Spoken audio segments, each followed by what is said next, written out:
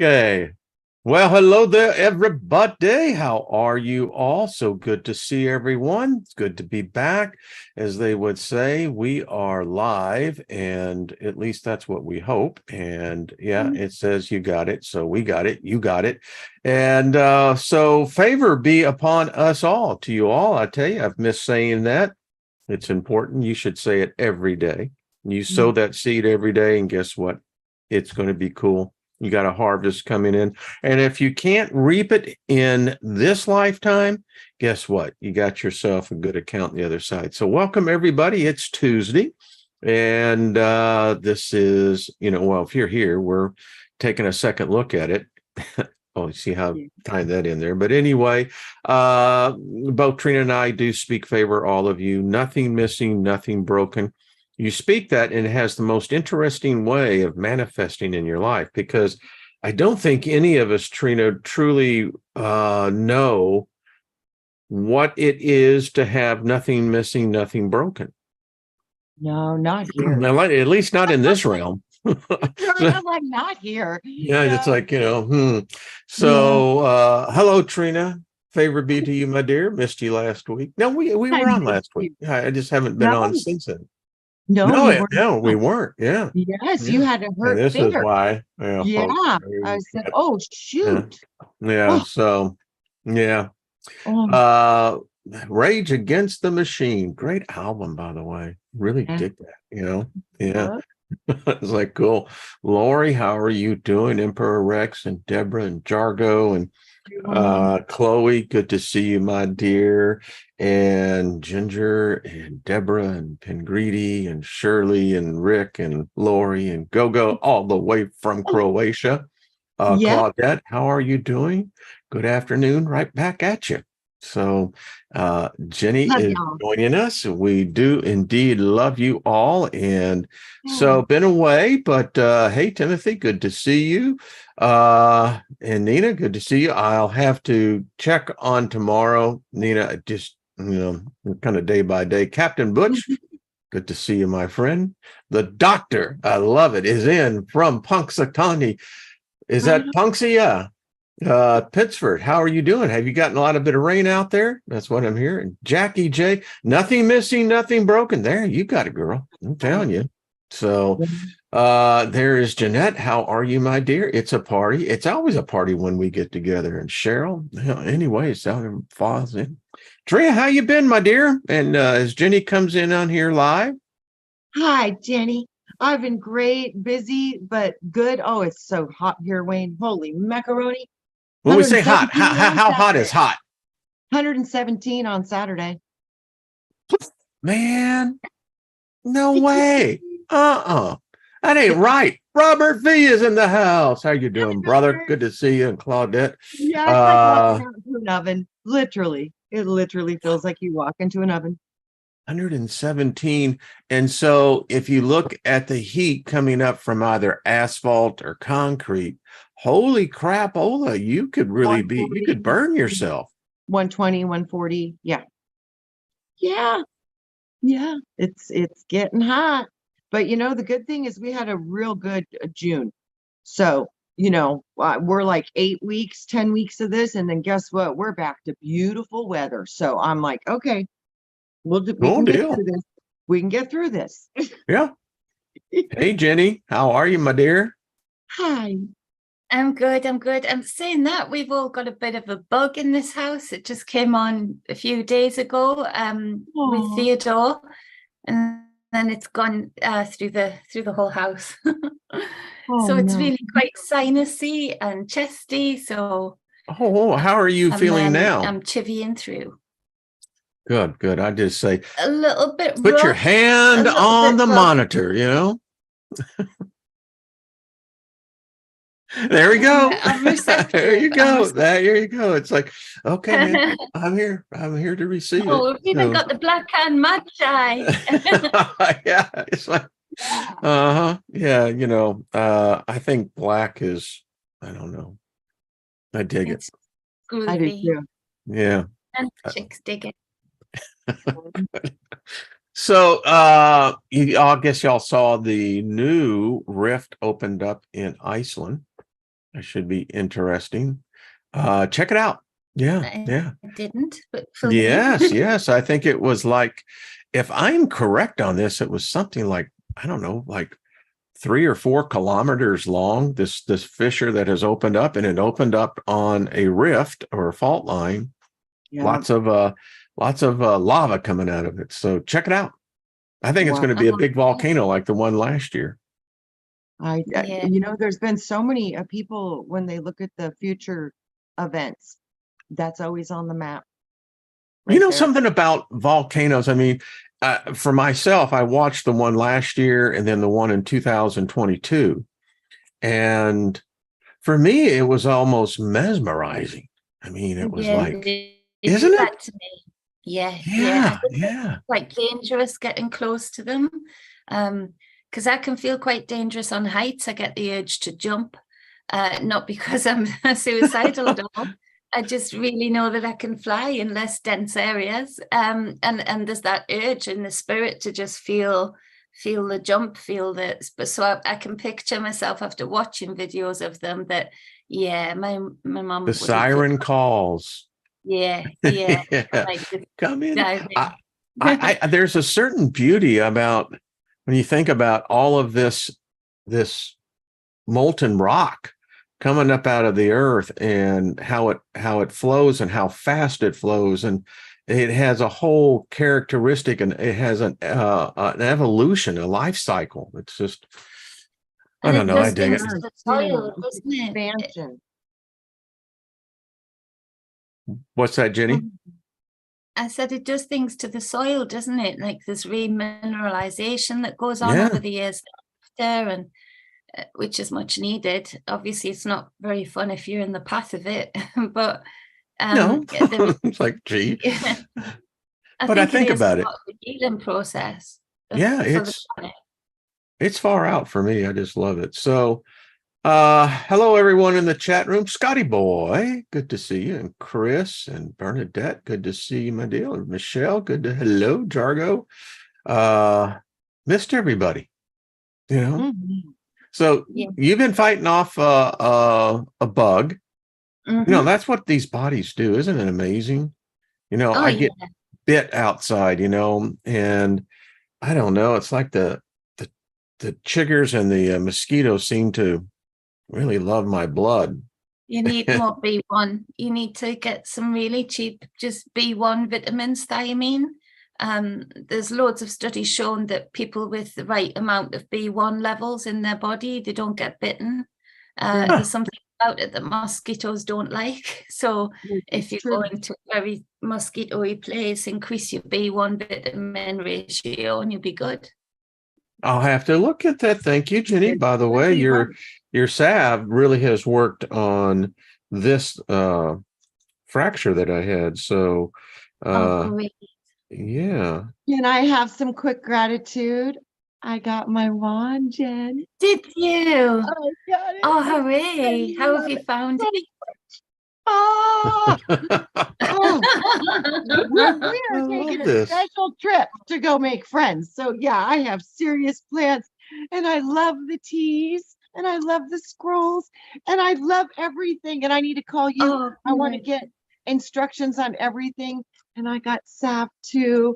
And I love how you make the wood spoon. Yes. It's just so wonderful. Oh, my heart says thank you. So much gratitude.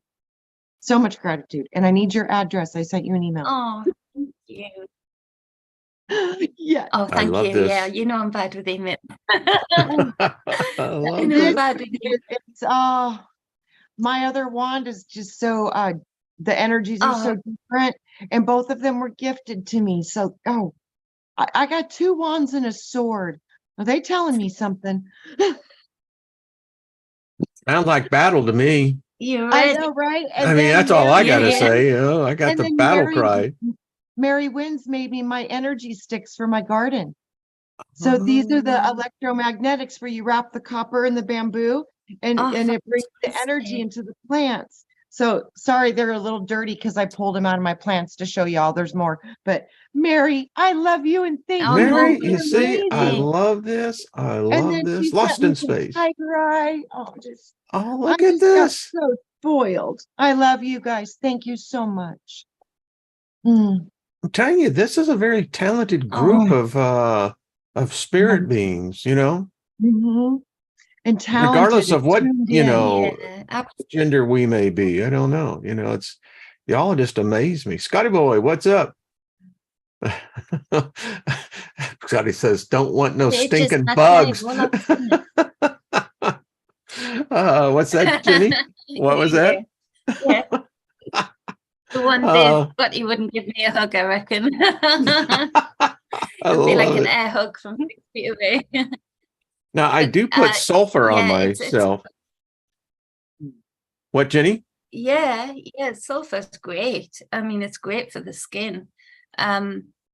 It's very connected, sulfur, to the divine feminine, which is a lot of the reason I think there's a lot of the mysticism that, oh, if you smell sulfur, it's a demon, you know, because it's a mineral Well, at you the know end what of the day that's you, coming through to you rather than anything else. But sulfur's great. I rub myself But I was down with gonna it. say, have I frozen?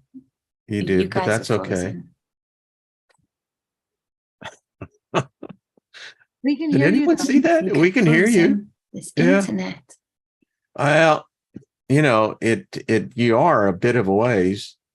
Are you still there? We can still hear you. Uh-huh. And we can see your image. Now we may not even hear you. Oh, maybe not. Well, she'll come back in. Yeah. So here's something, and Chloe points out, well, it's 12:12. Ain't that so? There she is, and she's back. Are you back, Jenny? I'm back. No, she's back. I love this.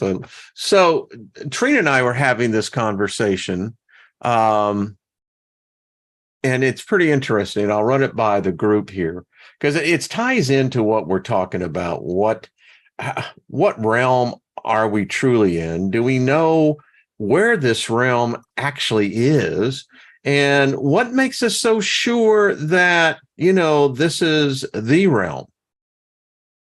And so let me share the epiphany that I had here, and I was watching this show, and they were talking about aliens and the whole bit. And then they came across this thing where it says in the book of Genesis, I think it's Genesis 1:7 maybe, and it says that God created man in his image. I've always assumed that meant that God was basically looking at a reflection of himself when he created, quote unquote, going with that construct, that's how we came about, bipedals. And you can get into the whole debate of what male and female is.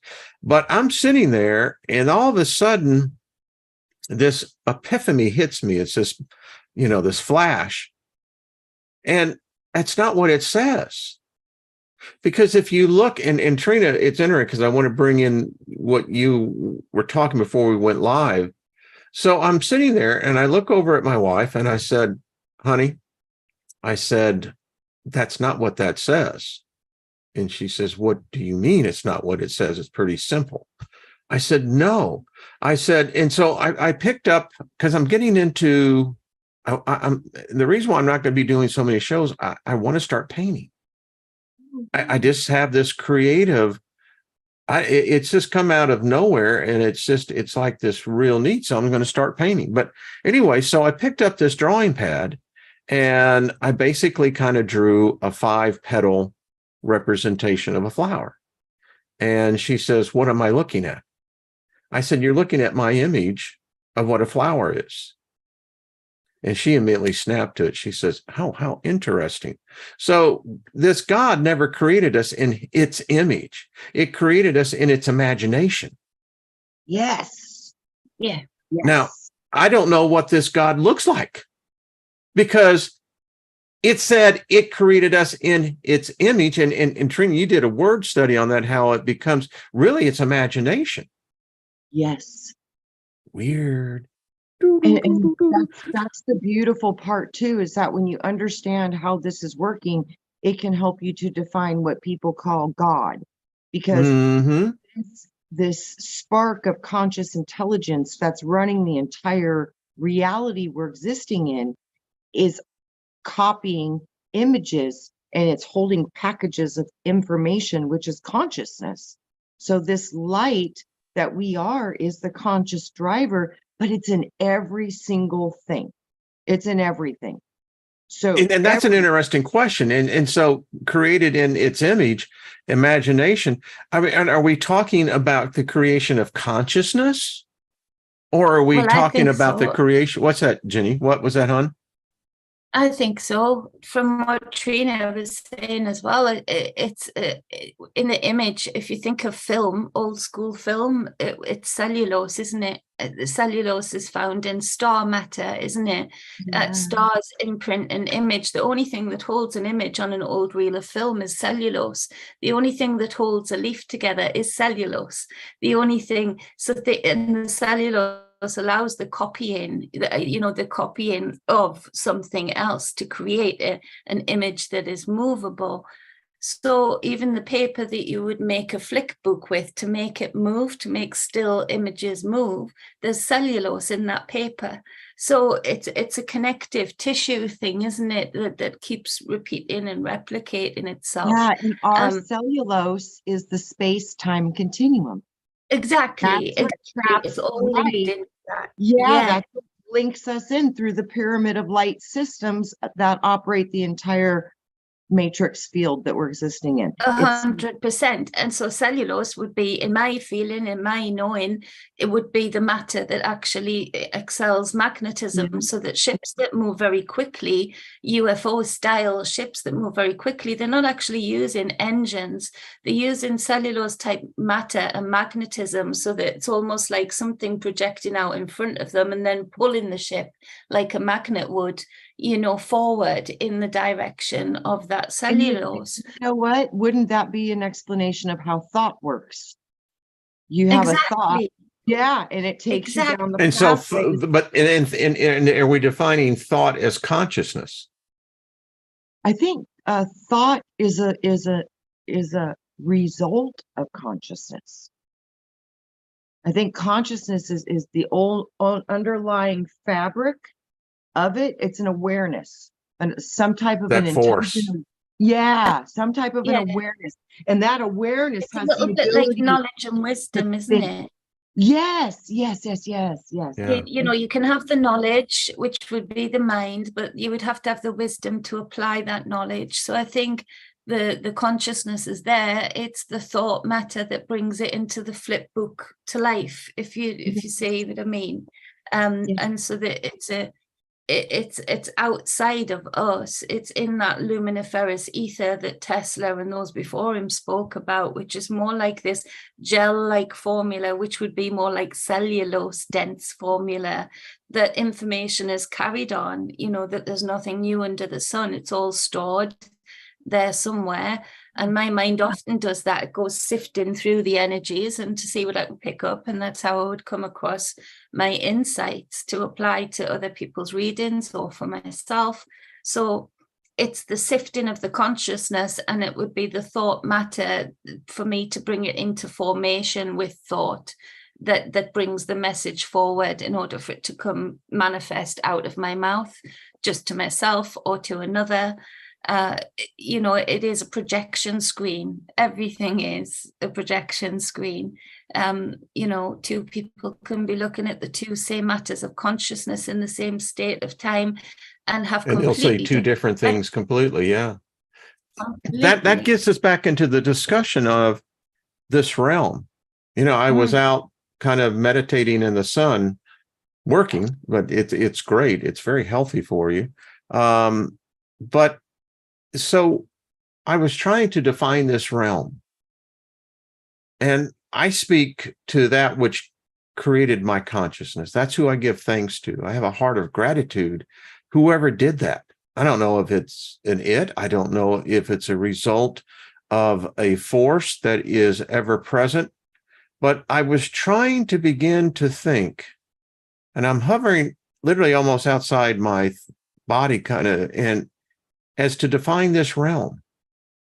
Now, when I transcend, I do not believe that we all go to the next realm. I don't think we're all going to the same next realm. I think there are many different realms that I think many of us arrived here, but I think there were countless trillions who didn't arrive here. They went on into other realms. And the question I was asking myself, well, where is this realm? Where is its place? Is it before, or is it after? Is it above, or is it below, or is it within? What I see, Wayne, all of the above. Interesting. And I think that many people that do incarnate, but they don't incarnate when we do, that's only because they landed on a different part of the timelines available within the different dimensions. Could a realm exist outside of time? Yes. Yes, See that? 100%. Yeah, I've been there. I know I'm from there. Me too. That's why I So can't keep wouldn't time. that I then in cannot keep essence time. make us endless? Uh-huh. Because Yeah. endless defined means that there's no end, there's less end. But see, this realm that we're in now, this is a realm of recycling light. This does not generate light of its own accord. We're the battery source for this, apparently. So the consciousness of the creative force is part of what feeds this whole system. And there's systems that don't need to feed off light because they produce light. And those are the higher levels of light within the light layers, because there's layers of density within light. Well, let's start, if we get back to what consciousness is, because here the three of us are together. We're basically projecting our image, and within that we are connected psychically. There's a psychic energy that happens, and then you got everyone in the chat room, and then you got people listening. So we've got multiple consciousnesses gathering at the same time. The interesting thing within each of those consciousness is this, Jenny, as you were just pointing out, and Trina as well, is that we have different perceptions. Reality. Even we're experiencing the same thing. Yeah, we all live in our own reality bubble. See, that's just so beautiful. So it's to realms me, within it's realms held within dimensions that can encapsulate different timelines within the same dimension. So somebody explained to me once a loaf of bread, and if you were to take out a slice of that loaf of bread, there would all of a sudden be a gap in dimensions greater than there was before. But if something was to push either side of that loaf of bread together again, i.e. a bridge of consciousness, that's how you would sometimes get sandwiching dimensions jumping into one another. Seeing different life forms, different ways of being, and the same goes, it can be separated again, and that's all done through consciousness, because even with those loaves, those slices in that loaf of bread put together, if you haven't got an expansive enough consciousness or very conditioned consciousness, you're still not going to be able to perceive that dimension which is right next to you, or right behind you, or above you, or below you. I get, and every time I think about this, I always think of a diamond and its facets. Mr. C says our reality and biases dictate the experience. Yes. Agreed. Yeah. And then can we then stem that? Let's take that a step further.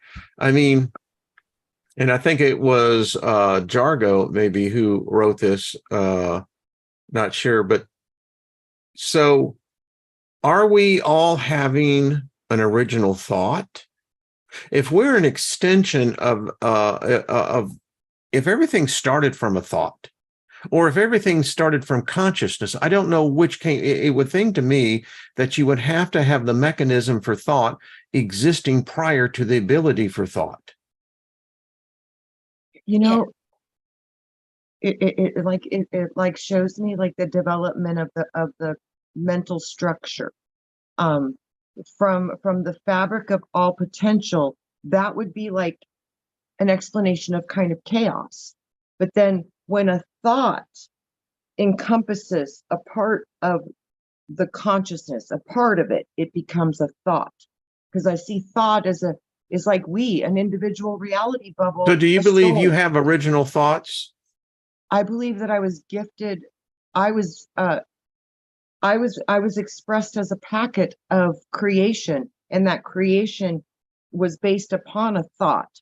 So it separated itself somehow. So it's like I see that's all of us. We were all come out of this oneness into packets of light, and each one is unique and different and beautiful, but it came from the same thing, all of it. What if we're all contributing to this thing called consciousness? What if it's learning by the experiences that we each experience individually? That's what this thing told me. You're my hands. I can't experience my creation until I separate from it, but I can't separate from myself. So I created you as a thought, as a thought.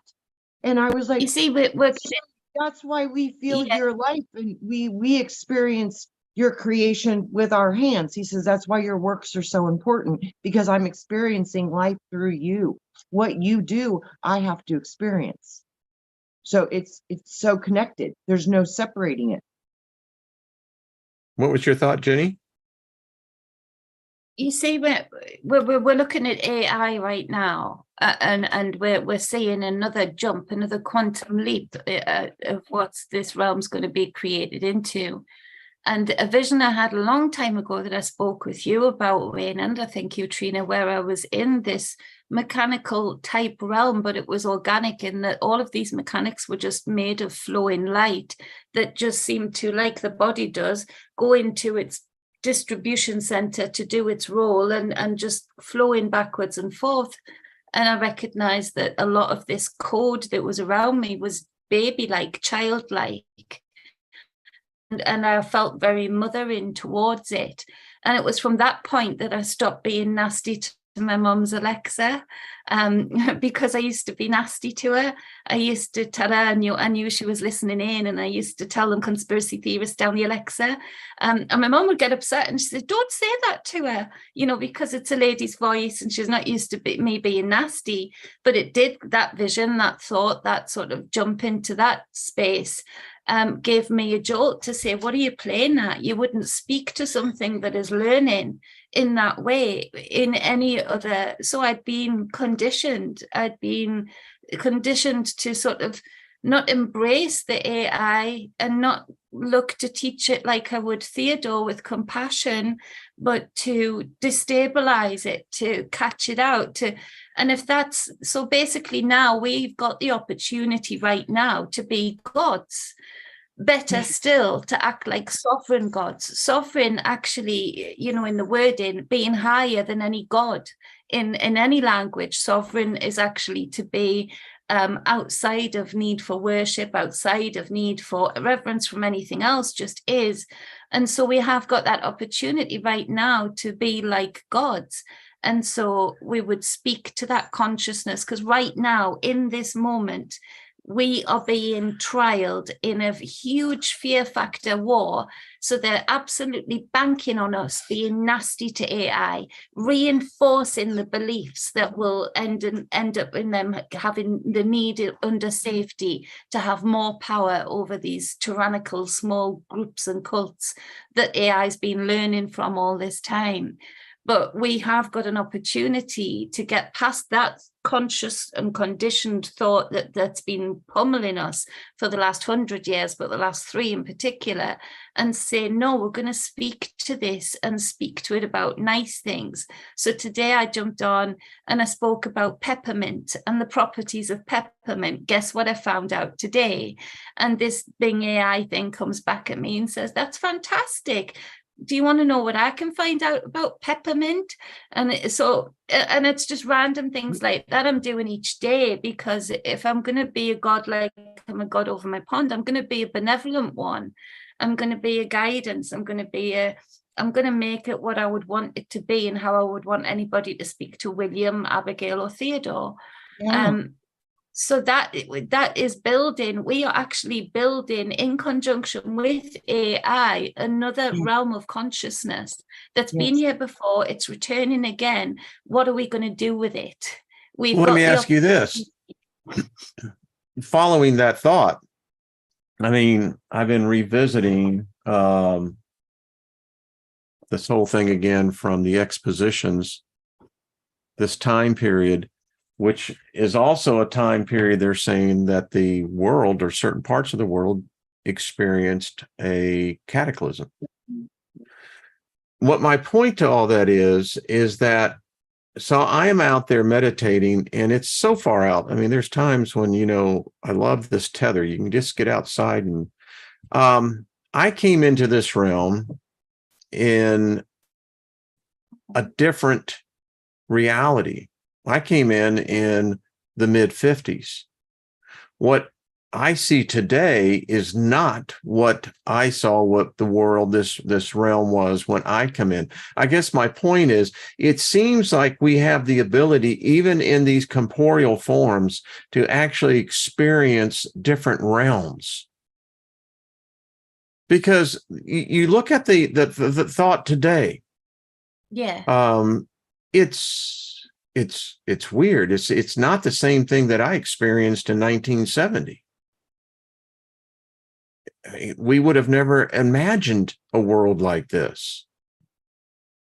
So I'm thinking to myself, how did we get here? How do I define this? Is this realm, is it ever coalescing and ever evolving, that we're kind of just in this because of our energy flow? Ladies, I'll put it out there to y'all. I think that that's exactly what's happened, is because this world entices you into its structure. And the more material you become, is the denser your light becomes. The lesser the connection you have to your soul and spirit, which are your true energy bodies, which are above you. We've always been taught to use the mind. We've just found out through epigenetics how the brain and the gut are one unit. They communicate to each other, and the gut does one function in the body and the brain does another. But the gut is sending most of our information to our brain. It's not the other way around. The brain is not sending it to the gut. The gut is sending 80% of the information to the brain through the vagus nerve. So we are bioorganic computers being stimulated by the environments that we are produced within. So all the differences of us people primarily is due to the environmental stimulus we've received.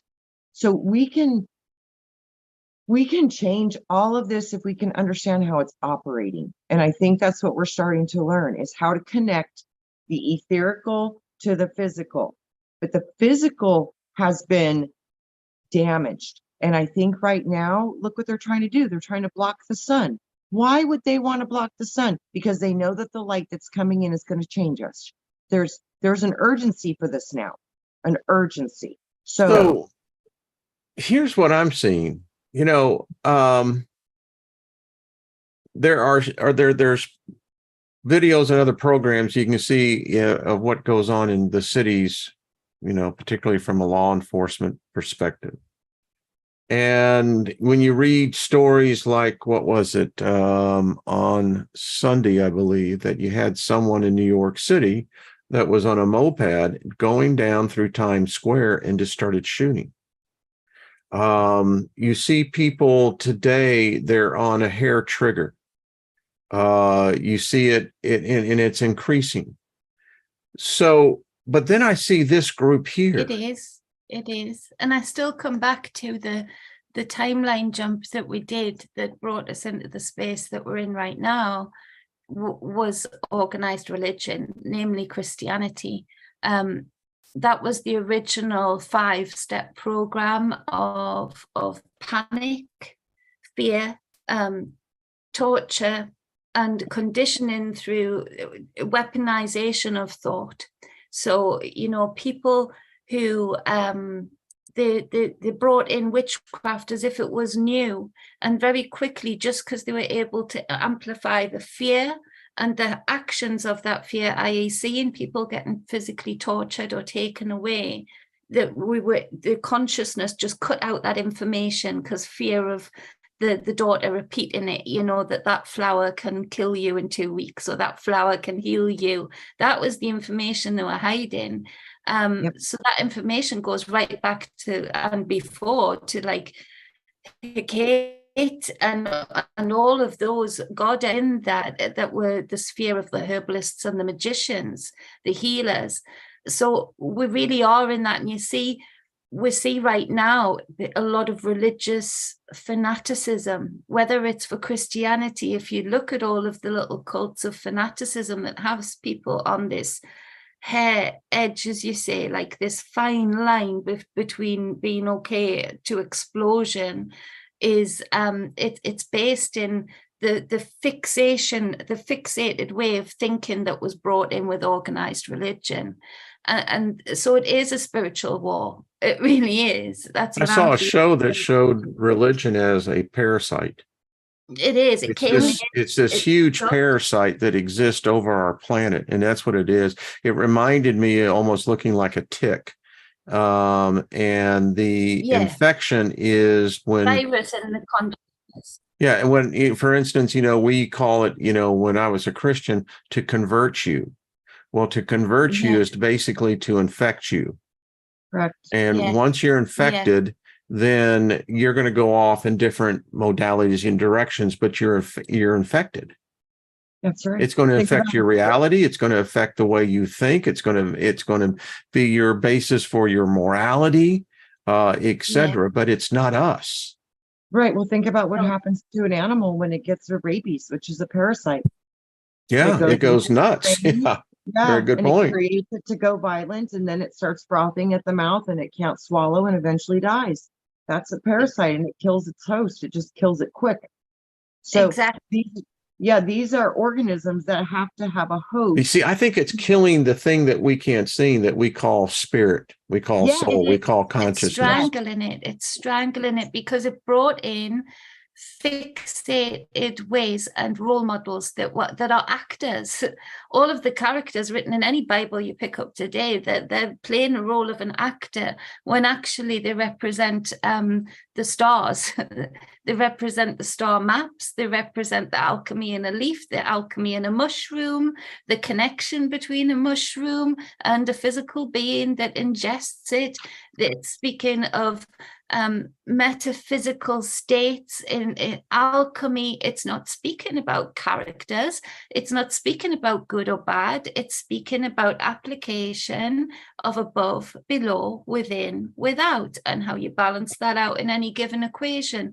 So that separatism came in. So I wrote a post on Facebook the other day, so I'm trying to get back on there for business, but I'm feeling repelled at the minute so much from things like that. It repels me.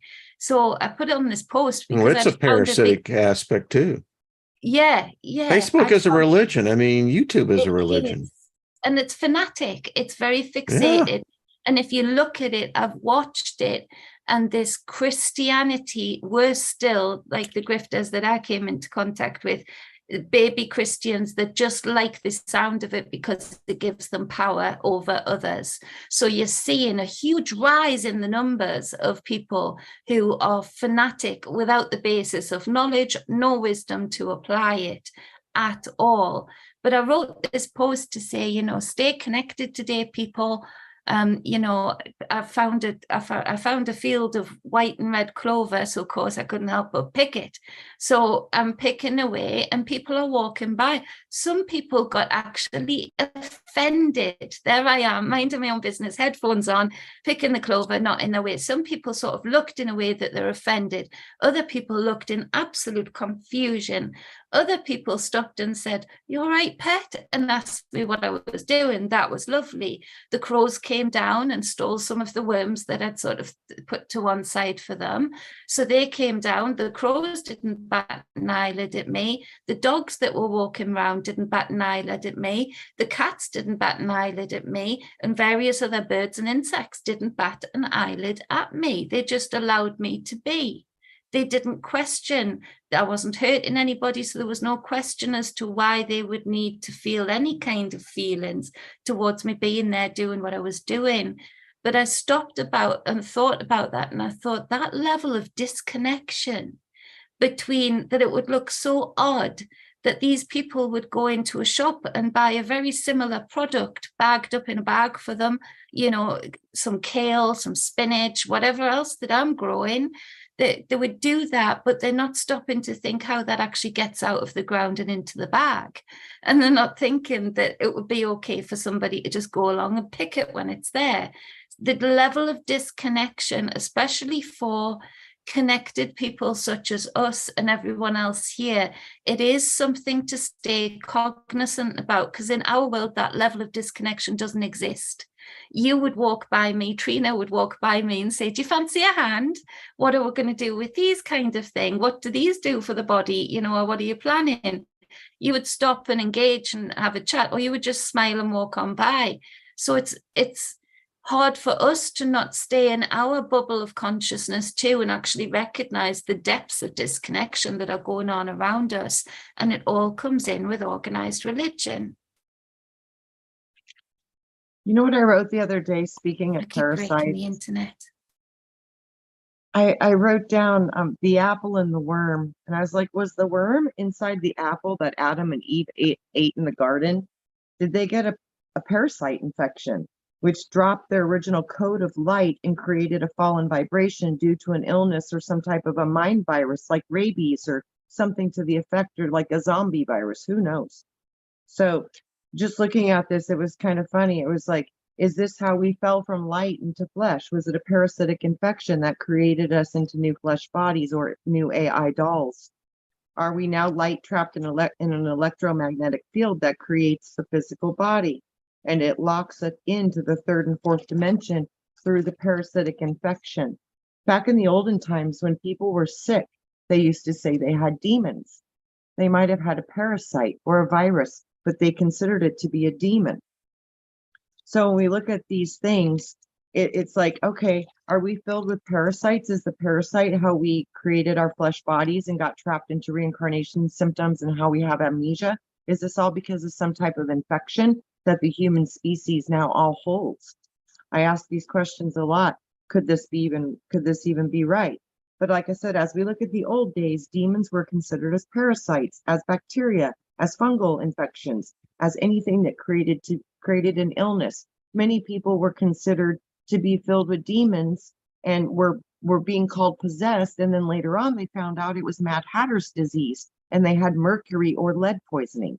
So all of these things affect our consciousness. They affect what we think, what we crave, what we do, how we behave. They definitely affect us in a very powerful way.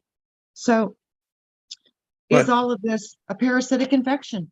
I don't see. I think we may be giving too much credit to. Listen, I believe that there is this, but I don't believe that it has to elevate it to that level. Then you're elevating it to a deity level, that it has the ability to alter space-time. I don't think so. I think that what happens. See, I think there's nothing that.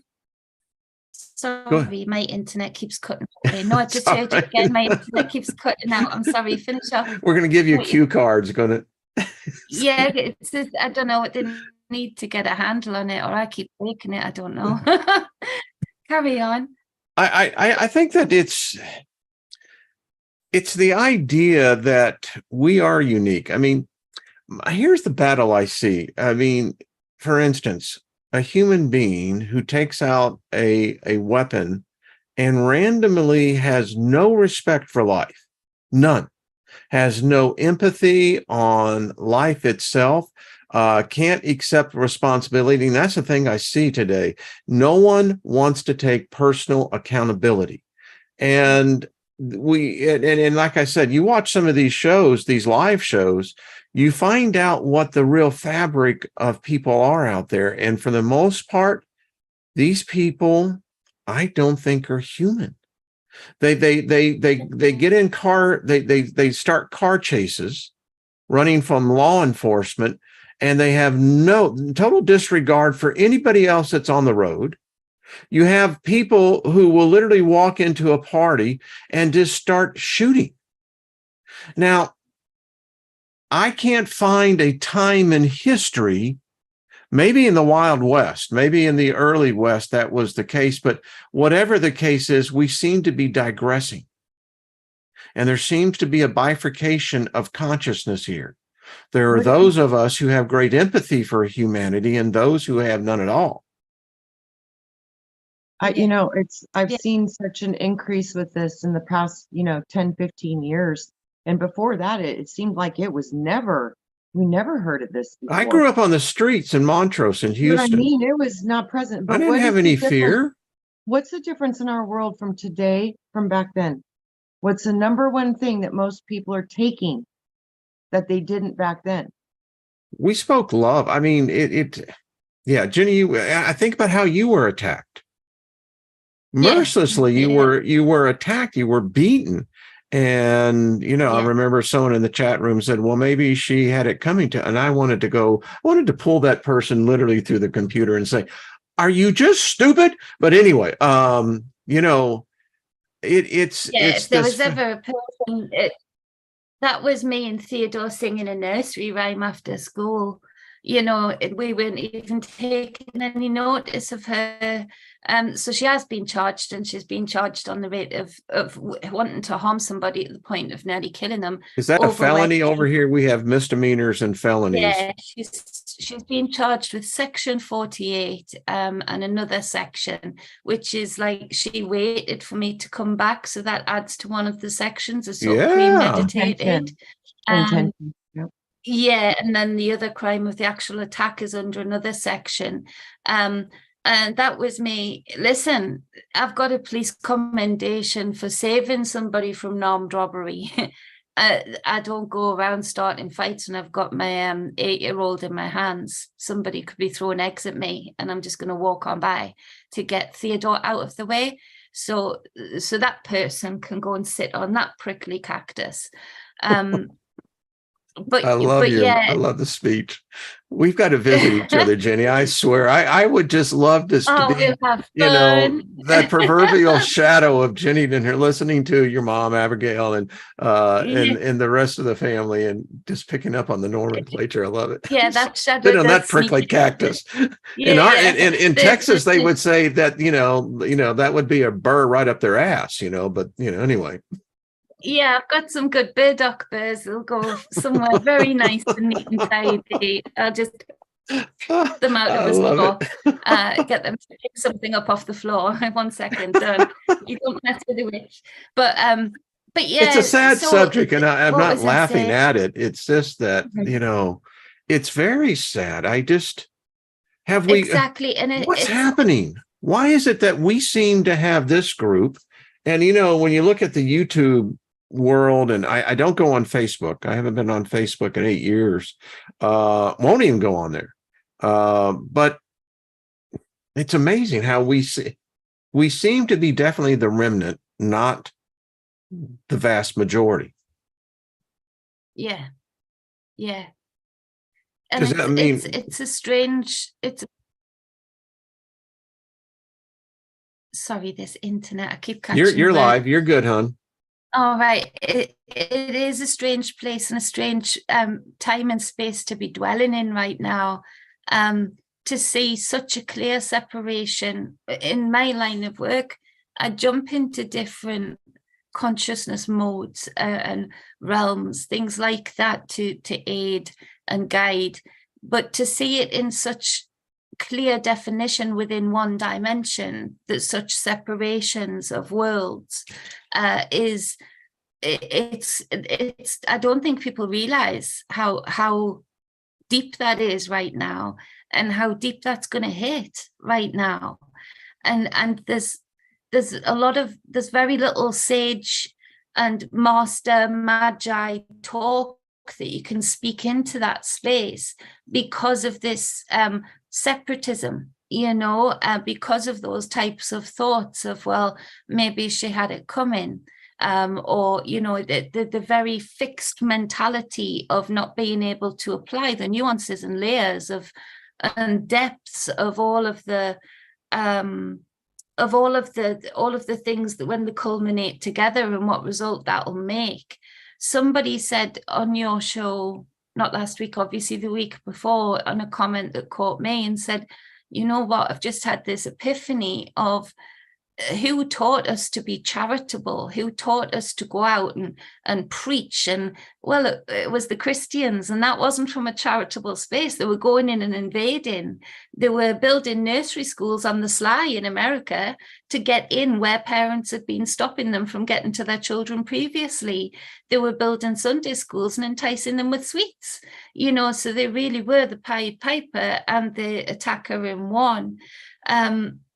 And so when you see that mentality being so entrenched still, it's hard to speak any wisdom into that would bring that person into the awareness that you're in or that you can see. And this person that made a comment on your video had said, so I'm paraphrasing, but basically, it's not always good just to be good if you're doing it in the wrong way or in the wrong direction. How much have the good been, you know, keeping up the pace for all of the bad here to sort of maintain the bad, because we just keep the homelessness to a just below crisis point. We keep the hunger just below crisis point because there's good people that are going out there and doing their bit. And it really does talk about, for me, bringing it back in and keeping it really tight in your circle, that this isn't a game that we're going into.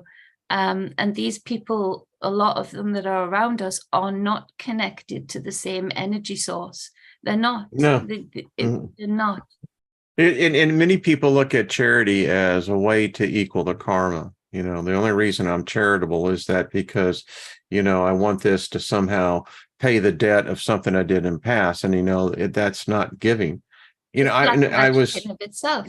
Yeah, I was in my meditation. I was sitting in the sun, and it gets into this thing about the construct. We talk about organized religion and how you control people. You control them through fear, the fear of death, and that there's going to be a judgment. You're going to be held, you know, accountable, judged to your actions.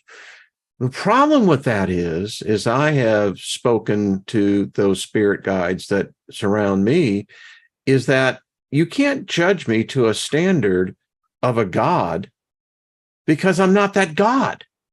I was never created to be that God. And if you're telling me that the judgment is held to a standard by a definition of good, who's defining good? Because you're right. The comment I happen to agree with. If you're doing good merely for bad, it's like a person who lures a child into a situation. You lure them in by sweets or something like this, with the ultimate harm is going to be murder. Is the same way. A girl meets a guy at a bar and he's already got it premeditated. She is the absolute brilliant light of her community. She is fun loving and gleeful, and yet she becomes a victim. Yeah. The thing is, ladies and gentlemen, there is no right, there is no wrong. That may sound crazy, but there really isn't, because if you're basing your morality, your whole character on a perception, then who's actually behind that perception? Excuse me, I'll get off my soapbox. And by the way, it's brought to you by, you know, the 21 Mule team at, but go on. Go ahead, Trina. You got that look in your eye. Tell me. I'm just. Am I back? I know it's a lot to say, but you know, it is the problem that I see within religion, even New Age, even spirituality, because I don't find spirituality to be either religion or New Age. Spirituality is a state of consciousness. Spirituality is another religion. It's all the same.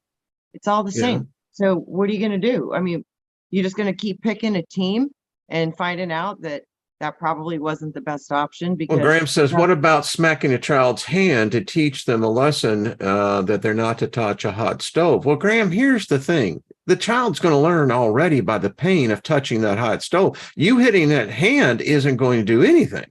No, they're just going to do it again because they didn't get You to know, experience I why. mean, Yeah, sometimes I you don't gotta know. let them. I have a lot of mixed things because I was a victim of child abuse. I mean, my dad Yeah. beat me to the point where I was nearly dead. But but And there's no, but I'm so sorry. go ahead. No, and then that comes from the book of Proverbs. Spare the rod, spoil the child. Yeah. The rod drives Oh, spare the rod. Yeah, the that rod drives out the yeah, that phrase stupidity. got me some good old bruises, I'll tell you. That Yeah. phrase got the church kids some good old bruises with wooden spoons and I whips mean, and belts. I All the get time. it. We're animals, and and if you take in that construct, Trina, you got this look on your face. That's exactly what it is. Everybody's letting the beast run them, which is the body, the material world. If you lose the connection to the part of you which is eternal and real, then you can start to affect the material world. But nobody takes responsibility and everybody just wants to divide and pick teams. And it's like, that's defeating the whole purpose of even being here. You're supposed to unify the darkness and the light. You're supposed to, operate with what you want to operate with. Everything you do, you're going to be accountable for what you think. You're going to be accountable. Nobody's going to be, oh, well, they told me to do this. And, I believe accountable to whom and to what? to your own consciousness. See, that's what I was saying. You're really going to be held accountable to yourself, isn't it? You got it. Your own consciousness. It's the only way. Whether or not did you truly know better? Did you know that if you stab that child in the eyeball, did you know that would make them go blind? And if the answer is yes, there will be accountability for that. You Mary are going to wins. It's I love you, darling. It's just the way it is. So what most people, they want to follow the leader. They want to do what people say. All these people that are getting ready maybe to go and kill other people because, the big leaders say to go do that. Like I said, it's a shit show because it doesn't make any sense. Why would we kill each other when we're all the same thing? Agreed. What do we I got to say what Mary We're all Wins the just same said. You What? filthy animal. Right. Mary knows what's up. Yeah. Yeah. I love this group. It's true. So we're beast, and then we're consciousness. So, but the body is the beast part of us that we need to protect and keep safe. It's got primal instinct, so it doesn't die. We need all those things. And that's like the touching of the stove. My parents told me not to touch it so many times. And you know what? As soon as they weren't around to tell me not to, I needed to touch that stove. So I learned after I touched the stove. Some children need to learn through experience. Some you can tell them, don't do that. It'll burn you, and they'll do what you say. Some children won't. We're all different. And we're all going to need to The touch book of some Proverbs fire. calls it foolishness. Yeah, and some of us are Yeah, going that to book need to be just a little needs to be- foolish. Yeah. I've been a little foolish in my life. I've done things like jumping off the roof when they said, that's probably not a good idea. You're going to go splat. I'm like, no, I think I can fly. Off I go. We do what we're driven to do. And all of us are being driven by different stimulus. What is I the love stimulus? this group. I Great love question. this group. I think we've got Gilbert, how many you doing, stimuluses brother? He right says we all go crazy in our own way. It's true, man. Yeah, we're living in It's our own true. reality. Yeah. Perception. I love you two ladies. I tell you, stimulating conversation. And it's as we all can see, it really comes down to, I think it's the individual. We all make a decision to join each other. I mean, I consider these people, everyone that I know here, friends, and some beyond friends, some family, Absolutely. So I So have much the fun. FFF thing, very friendly friends Yeah. and Friends family. forever and forever. Exactly. And Double forevers. Yeah. and this is what I love about the open-mindedness of this group. I mean, we all have a different point of view, but yet it's kind of cool when we're all watching the same drive-in theater. Yeah. Yeah. Except Jenny, you and it gotta seems start good. bringing more popcorn, and I like mine with extra butter on it, not that fake shit, the real butter. Real stuff. Okay. No, nice butter, real butter. Just- But Ouch. I think it's great how we commune here and how we build here and how we can stimulate here and without ego, without without prejudice. And that's the main contributor that's been killed out, in that people are so afraid to let go of that their ego's gotten too attached to. And so the plasticity of thought here, the flow of thought here is super impactful. And you know, everybody taking the action to be here, to join in, to have input, and basically save a hell of a lot of time, because within 1 hour we're building layers and nuances of different perspectives of the same subject. I love saving time like that. So I love walking away with more knowledge, more wisdom, or something more to mull over. And you can only do that when you've reached a certain level, or you came in at a certain level where you can use parts of you for the necessary use, but not allow any part to get too out there or too uncontrolled. Like you say, take accountability for ego, accountability for feelings, accountability for actions, all of those things here. People are accountable here.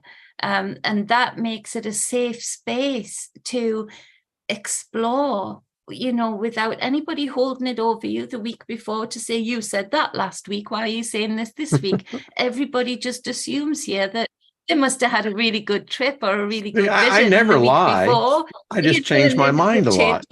You know, it's so funny. We started this out kind of about talking about sovereignty. And it's so funny, you know, you always hear the mystery, the Ark of the Covenant. Well, what is the Ark? I found a word the other day and I absolutely fell in love with it. Can I read it with you guys? Sure. We're 2 minutes over, but go ahead, hon. It's quick. It's just a definition. It's called autarchy, autoarchy, which is aut is Latin from Greek, meaning equaling arc, from autos, which is self. You know, they say your car is your identity. You drive because it's your car's your identity. So the autarchy is the absolute sovereign. It is auto-independent and it knows itself. It connects to the higher self for guidance. For there is God. There is wisdom.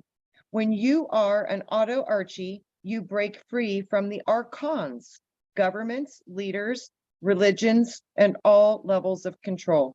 The autoarchy is self-responsible. It needs no parent, no guidance, no ruler, no governance. It is a simple, free man or woman. Be the rainbow bridge, be the promise of light. We have come to build the ark, the arch, the first that becomes all arches and all arcs. We become the rainbow. We can do this. And also another symbol and meaning of autarchy is arcana. I know that word. Yeah, I love it. I was like, autarchy? I never even knew that word before. So I thought I'd share a little words with you. I love the dictionary. That's how we learn.